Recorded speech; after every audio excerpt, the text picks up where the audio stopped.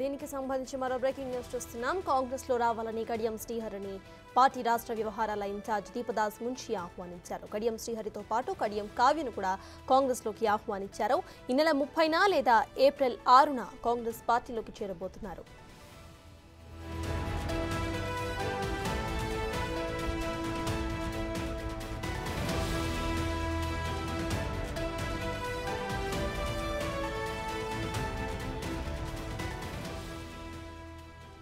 కాంగ్రెస్ లో రావాలని కడియం శ్రీహరిని పార్టీ రాష్ట్ర వ్యవహారాల ఇన్ఛార్జ్ దీపదాస్ మున్షి ఆహ్వానించారు. కడియం శ్రీహరితో పాటు కడియం కావ్యను కూడా కాంగ్రెస్ లోకి ఆహ్వానించారు. ఈ నెల 30న లేదా ఏప్రిల్ 6న కాంగ్రెస్ పార్టీలో చేరాలని కోరారు.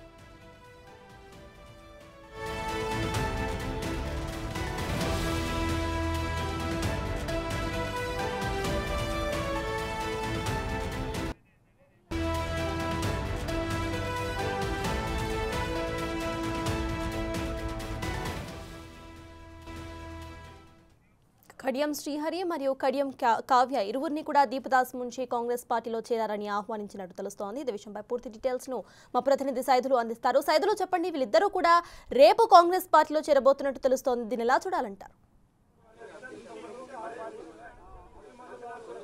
బీఆర్ఎస్ పార్టీకి భారీ షాక్ అని చెప్పవచ్చు. ఎందుకంటే సీనియర్ నాయకుడు అయినటువంటి శశిన్ గన్పూర్ ఎమ్మెల్యే కడియం శ్రీహరి కాంగ్రెస్ లో చేరేందుకు రంగం సిద్ధం చేసుకున్నారు. ఇప్పటికే తన కూతురు కడియం కావ్య కూడా వరంగల్ టికెట్ కాంగ్రెస్ నుంచి ఖరారైనట్టు కూడా మనకి తెలుస్తుంది. సో కొద్దిసేపటి క్రితమే మినిస్టర్స్ క్వార్టర్స్ లో ఉన్నటువంటి కడియం శ్రీహరి నివాసానికి కాంగ్రెస్ పార్టీ రాష్ట్ర వ్యవహారాల ఇన్ఛార్జ్ దీపదాస్ మున్షితో సహా కొంతమంది ఇక్కడ ఉన్నటువంటి కాంగ్రెస్ నేతలందరూ కూడా ఇక్కడ రావడం జరిగింది. ముఖ్యంగా కడియం శ్రీహరి తోటి భేటీ అయిన తర్వాత తనకి కాంగ్రెస్ పార్టీలో తనకు ఉన్నటువంటి ప్రాధాన్యతకు సంబంధించి కూడా ఇటు చర్చకు వచ్చింది. అదేవిధంగా వరంగల్ టికెట్ విషయంలో కూడా క్లారిటీ వచ్చే విషయాలు అయితే కనిపిస్తున్నాయి. సో ఇక ఇప్పటికే Warangal ticket Congress party pending లో పెట్టిన నేపథ్యంలో ఇక కడియం కావ్యకు టికెట్ దాదాపుగా ఖరారైనట్లు కూడా మనం చెప్పవచ్చు. ఎందుకంటే అధికారికంగా ప్రకటన చేయాల్సి ఉంటుంది. సో ఇక చేరిక మాత్రం రేపు లేదా ఏప్రిల్ 6వ తారీఖున ఆ చేరిక ఉంటుందని చెప్పేసి కూడా మనకి సమాచారం ఉంటుంది. దానికి ఖచ్చితంగా నిన్నట్టుగా ఇప్పటికే చాలా ఓటమి బీఆర్ఎస్ ఓటమి తర్వాత ముఖ్యంగా ఎన్నికలను చాలా ఛాలెంజింగ్ గా తీసుకొని వెళ్లాలని చెప్పేసి భావిస్తున్నట్టు బీఆర్ఎస్ పార్టీకి ఈ విధంగా పార్టీని గడుతున్న నేతలకు సంబంధించి ముఖ్యంగా సమన్వయం లేకపోవడంలోనే ఇదంతా వీడిపోతున్నారని తెలుస్తుంది. ముఖ్యంగా కడియం శ్రీహరి కూతురు కడియం కావ్యకి వరంగల్ టికెట్ కేటాయించిన తర్వాత అక్కడ పరిణామాలు ముఖ్యంగా అక్కడ చూసుకున్నట్టయితే ఇప్పటికే వరంగల్ పార్లమెంట్ పరిధిలో మొత్తం కూడా అక్కడ ఉన్నటువంటి మాజీ ఎమ్మెల్యేల మధ్య సమన్వయం లేకపోవడం, ముఖ్యంగా ఎర్రబెల్లి దయాకర్ విషయంలో మొత్తం ఫోన్ ట్యాపింగ్ వ్యవహారానికి సంబంధించి తను కూడా ఎప్పుడు నోటీస్ వస్తాయో తెలియదు కాబట్టి సో తను కూడా ప్రచార కార్యక్రమాలకు దూరంగా ఉంటానని చెప్పేసి కూడా కడియం శ్రీహరికి చెప్పినట్టుగా తెలుస్తుంది. ముఖ్యంగా ఆ ప్రచారానికి సంబంధించి ఎలాంటి వ్యూహం అనుసరించాలనేది కూడా ఇటు కడియం శ్రీహరితో చర్చించినటువంటి పరిస్థితి కనిపిస్తుంది.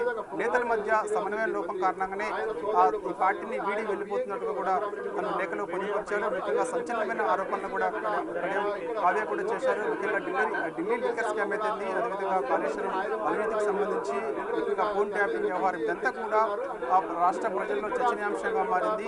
సో బీఆర్ఎస్ పార్టీకి ఇప్పటికే ప్రజలు దూరమయ్యారు కాబట్టి సో రానున్న రోజుల్లో మరింత ఇది ఎక్కువగా దూరమయ్యే అవకాశం ఉన్న నేపథ్యంలోనే అందుకు ఈ పార్టీని మేము వీడుతున్నామని చెప్పేసి కూడా తను లేఖలో పొందుపరుస్తూ కేసీఆర్కి లేఖ రాయడం జరిగింది.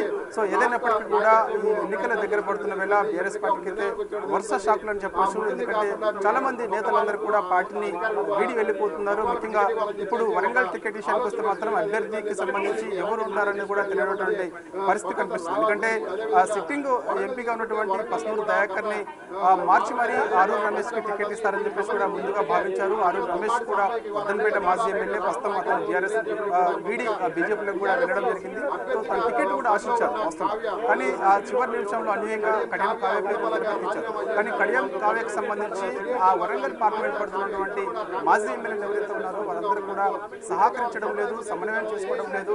సో ప్రచార కార్యక్రమానికి ఎలా ముందుకెళ్లాలనేది కూడా ఒకరు కూడా ముందుకు రానటువంటి పరిస్థితి కనిపిస్తుంది. సో ఈ నేపథ్యంలోనే మేము తప్పని పరిస్థితుల్లో పార్టీని వీడుతున్నామని చెప్పేసి కూడా ఇటు కేసీఆర్ దృష్టి తీసుకొచ్చారు, కేటీఆర్ దృష్టి తీసుకొచ్చారు. కానీ కేటీఆర్ మాత్రము సమన్వయం చేసుకొని మీరే ముందుకెళ్ళండి అని చెప్పేసి కూడా ఇటు కడియం శ్రీహరి కడియం కావ్యకి చెప్పినట్టు కూడా మనకు తెలుస్తుంది. దాంట్లో భాగంగానే ఇక శేషదేం లేక వాళ్ళిద్దరు కూడా పార్టీని వెళ్ళిపోతున్నారు. సో ఏదైనా అయినప్పటికీ కూడా రానున్న ఎన్నికల్లో ఒకవైపు ఇప్పటికే సర్వేల ప్రకారం కాంగ్రెస్ పార్టీకి 10 నుంచి 14 స్థానాలు వస్తాయని చెప్పేసి ఇప్పటికే నేషనల్ సర్వేలు చెప్తున్న నేపథ్యంలో ఇక బీఆర్ఎస్ పార్టీకి 1-2 స్థానాలుగా పరిమితం. Right, thank you Saidulu.